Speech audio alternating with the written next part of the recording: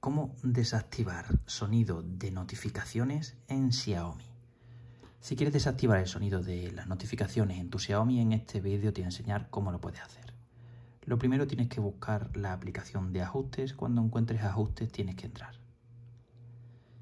Ahora que estás aquí dentro de ajustes, tienes que entrar en el apartado de sonido y vibración.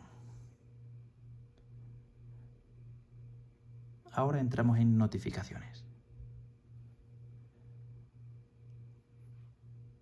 Tonos de llamada preinstalados.